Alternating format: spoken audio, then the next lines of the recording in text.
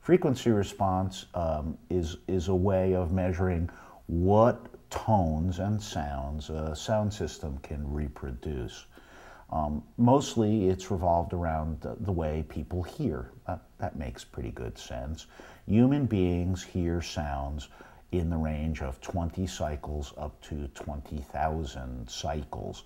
These cycles, if you've ever seen a thing called an oscilloscope, you would see these waves going up and down.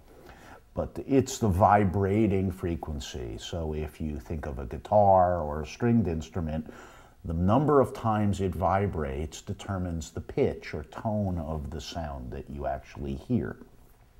The human ear can hear a low tone of deep, deep E on a organ, a pipe organ of 20 cycles. Well, if you heard that 20 cycles, or as is used many times internationally, hertz, named after a physicist named Hertz, you would almost feel that sound as much as you would hear that sound. It's so deep. And similarly, the 20,000 cycles is the very highest frequency, almost inaudible, particularly to older guys like me, whose hearing often deteriorates in the upper frequencies, but it's the highest tone you can hear. So naturally, you look at a specification of a product and it says, well, of course we've got frequency response from 20 to 20,000 cycles. Some products may claim even wider frequency from 10 hertz or 10 cycles to 100,000 cycles. And there's the physicist joke of 0 to the speed of light. In fact, all of these frequencies represent some sort of vibration or radiation, and very, very, very high frequencies end up being the radio frequencies we use for cell phones or to send TV or other things. But what's really important is not necessarily the specification of how wide the range is or the mere fact that it covers human hearing, but how good is the job being done at the frequencies you actually hear.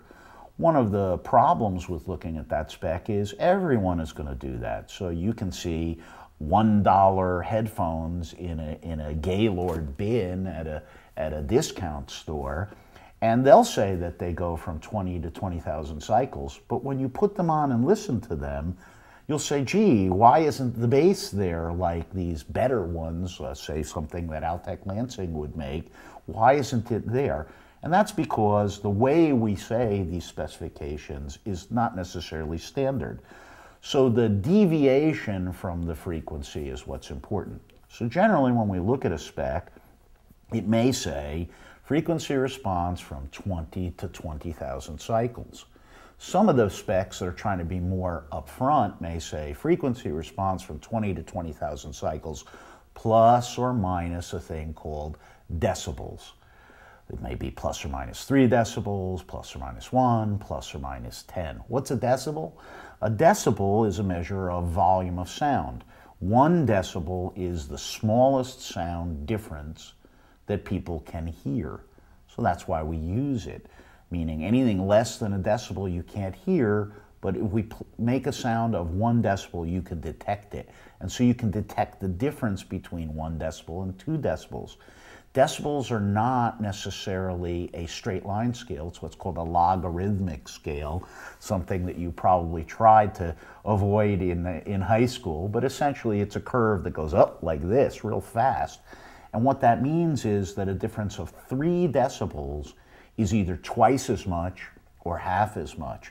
Oh, listen, so even if I say something can reproduce in the human hearing range of 20 to 20,000 cycles, plus or minus 3 decibels, that may mean that the bass tone I really like, if it's down 3 decibels, it's only half as loud as all the rest of the sound of music, and therefore it might be hard for me to hear.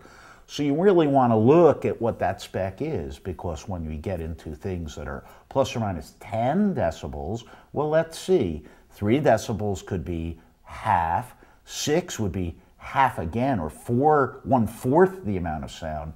9 could be half again, or 1/8 the amount of sound. So suddenly, if you're playing a tone at a nice listenable level, but the bass frequency or the high frequency you want to hear is only 1/8 as loud, is everything else, you're not going to hear it. How do we deal with this? Well, actually, we have a really simple way. Listen to it. You can't really buy an audio product based on the specifications. They're there to inform you. But the best thing you can do is get a piece of music or soundtrack of a movie that you're familiar with and you like. Play it on the sound system. Your ears are going to tell you if the tones that you think are important, whether they're bass or treble frequencies, are coming out right, what the quality of the sound is. Often the frequency response is not a straight line, it's up and down, around, and that gives the character of the sound system. That character of the sound system is what you're going to live with. So frankly, if you listen to a lot of rock and roll, you may very much want a sound character of your system that's different if you're spending your time listening to opera or spoken word. That's why selecting a piece of music that you like or sound that you like and actually listening to the system is important. And that term, the system, is one of the most important things we'll discuss.